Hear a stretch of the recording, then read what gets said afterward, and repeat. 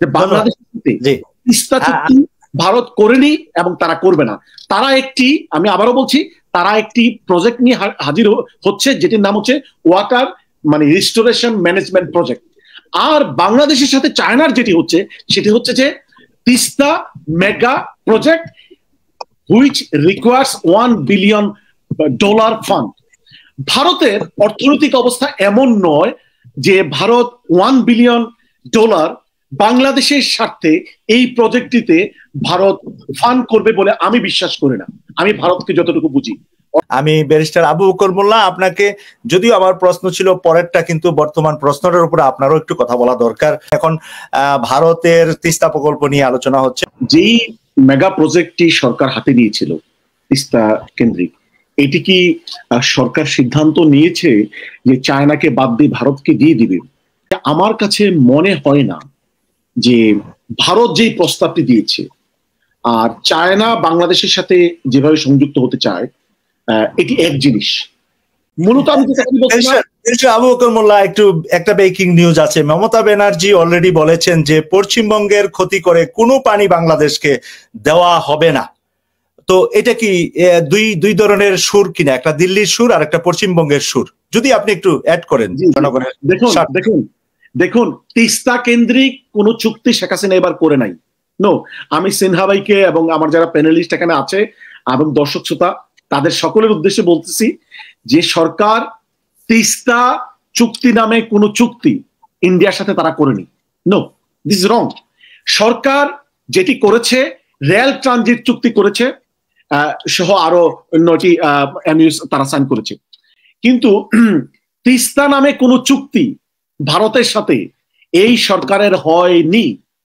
যেটি কেউ যদি এটি বলে থাকে, এটি ভুল বক্তব্য দিয়েছে।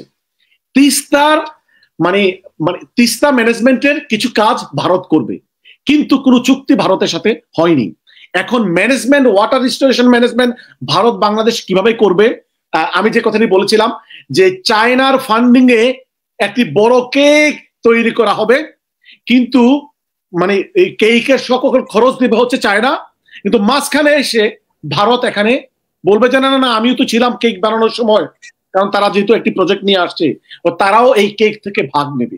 সরকার চায়নার খরচে এই মেগা প্রজেক্ট বাস্তবায়ন করবে, কিন্তু এখানে ইন্ডিয়ার স্বার্থকে তারা বিকিয়ে দেবে না, অর্থাৎ ইন্ডিয়ার স্বার্থকে পাশ কাটিয়ে তারা কিছু করবে না।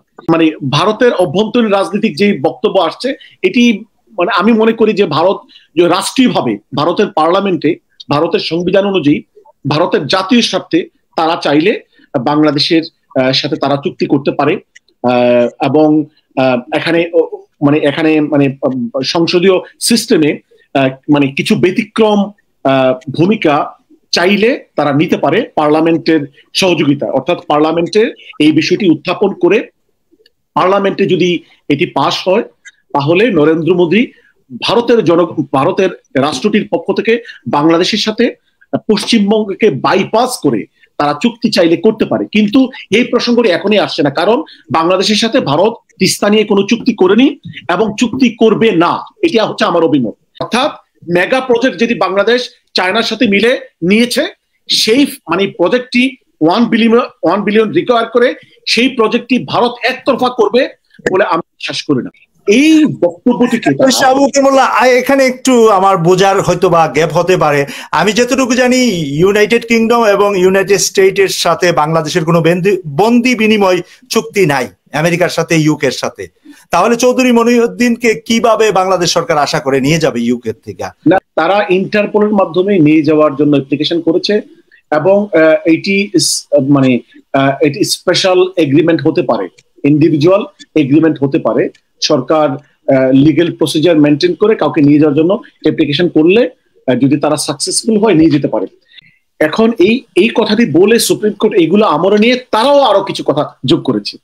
চৌধুরী মইনুদ্দিনের বিরুদ্ধে যে সাক্ষীগুলো এনেছে, যারা সাক্ষী দিয়েছে, যাদের উপর ভিত্তি করে সাক্ষী দেওয়া হয়েছে, অনেকে জীবিত ছিল না, অনেকে মৃত। তারপরে চৌধুরী মইনুদ্দিন এর বিরুদ্ধে যেই অভিযোগ আনা হয়েছে, অভিযোগের যেভাবে বিচারটি হয়েছে, সেখানে তারা নিউজ পেপার রিপোর্টের উপর ভিত্তি করে তারা মানে কোর্ট জাজমেন্ট দিয়েছে। ওনার বিরুদ্ধে যে এই কথাটি বললেন সেটি তো একটা অপ্রমাণিত, এই সুযোগটি তো মানে উনি যুদ্ধাপরাধী কিনা এটি কি প্রমাণিত হয়েছে?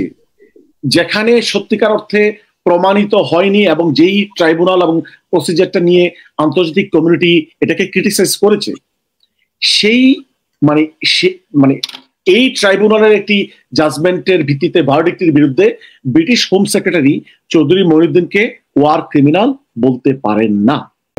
যেহেতু ব্রিটিশ সুপ্রিম কোর্ট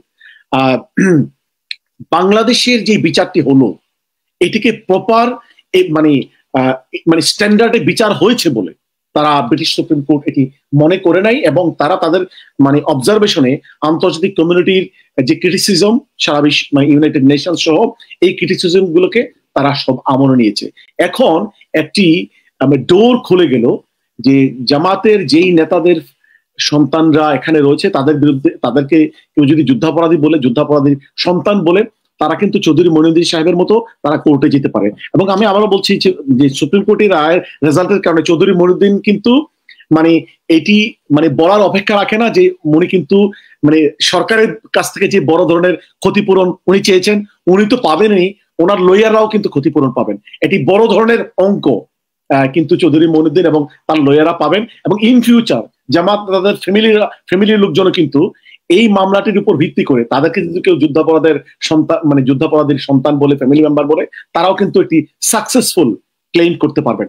অর্থাৎ ব্রিটেনের মাটিতে জামাতের নেতৃবৃন্দের ফ্যামিলিকে অথবা জামাতের নেতাদেরকে আর কেউ যুদ্ধাপরাধী বলার সুযোগ নেই। রনি খান কুয়েত আজকের আলোচনা থেকে কথা বলবেন, নতুন প্রশ্ন উত্থাপন করবেন না। আলোচনা থেকে বলতে চাই যে যুদ্ধ অপরাধীদের যে ইয়া করা হয়েছে, যে রিপোর্ট দেওয়া হয়েছে ইউকে থেকে, আমি বলতে চাই সাদি সাহেবের একটা বক্তব্য কথা দিয়ে আমি বলতে চাই। সাদি সাহেব বলেছিলেন যে একটা ফুল বাগান ধ্বংস করার জন্য একটা হুতুম পেশাই যথেষ্ট, আর আজকে যে অবস্থা হুতুম পেশা বসে গেছে ডালে ডালে, ফুল বাগানের অবস্থা কি হবে আল্লাহই ভালো জানে। আপনার ল্যাঙ্গুয়েজে বা আপনার কথায় আমরা বুঝতে পেরেছি আপনি কি বোঝাতে চাচ্ছেন, আমাদের অতিথিরা আপনার কথার জবাব দিবে। এরপরে যখন টুইটটি করা হয়েছে তখন তারা ওয়ার ক্রিমিনাল শব্দটি ব্যবহার করেছিল। বাংলাদেশে প্রথমে কিন্তু ওয়ার ক্রিমিনাল বললেও যেহেতু আইনগতভাবে ওয়ার ক্রিমিনাল বলা যায় না, কারণ জামাত নেতৃবৃন্দের বিরুদ্ধে যে অভিযোগটি এসেছিল এটির জন্য মিলিটারি অথবা প্যারামিলিটারি ফোর্সের মেম্বার হতে হয়, তারা কেউ মিলিটারি প্যারামিলিটারি ফোর্সের মেম্বার ছিলেন না। পরে সরকার তাদেরকে মানবতা বিরোধী অপরাধে বিচার করেছে, তথাকথিত বিচার করেছে, মানে যে মানে মানে ক্রিটিসিজম হয়েছে, এই কারণে আমি বলছি যে এখানে ব্যারিস্টার জিল্লুর রহমান কিন্তু একটা কথা উল্লেখ করেছে যে কাদের মোল্লাকে একবার রায় দেওয়া হয়েছে, রায় হয়ে যাওয়ার পরে আবার নতুন করে রায় সংশোধন করে আদালত আইন সংশোধন করে পরের লোকদের উপরে এটা প্রয়োগ করা যেত, কিন্তু কাদের মোল্লার উপরে যে প্রয়োগ করেছে দুবার তার উপরে রায় হয়েছে। এই ঘটনাটি যখন ঘটেছে আন্তর্জাতিক বিশ্ব তার প্রতিবাদ করেছে যে এটা আপনারা পারেন না, মানে আইন ছিল না, আপনি আইন না থাকার পরে আপনি তার জাজমেন্ট হয়ে গেল, তার বিরুদ্ধে ভার্ডিক্ট হয়ে গেল, এরপরে আপনি তাকে ফাঁসি দেওয়ার জন্য আপনি আইন চেঞ্জ করলেন, এটি আন্তর্জাতিক বিশ্ব প্রত্যাখ্যান করেছে। এবং যেই কারণে এই কাদের মোল্লার মামলা সহ অন্যান্য মামলায় সরকার যে আইনের ব্যত্যয় ঘটেছে, আন্তর্জাতিক আইনের ব্যত্যয় ঘটেছে, বাংলাদেশের কনস্টিটিউশনাল এবং এভিডেন্স অ্যাক্ট মানা হয় নাই, এখানে ইন্টারফেয়ারেন্স করা হয়েছে।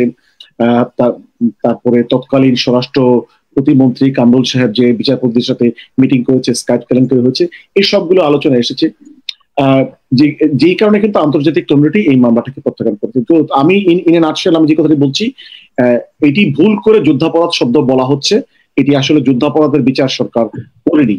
এখন কনসিকুয়েন্স কি হবে, যেটা সিনহা আহমেদ সাইদ ভাই বললেন, হ্যাঁ উনি অনেকটা রাইট যে ব্রিটিশ সুপ্রিম কোর্টের সিদ্ধান্ত তো বাংলাদেশ মানতে বাধ্য না, ইজ রাইট।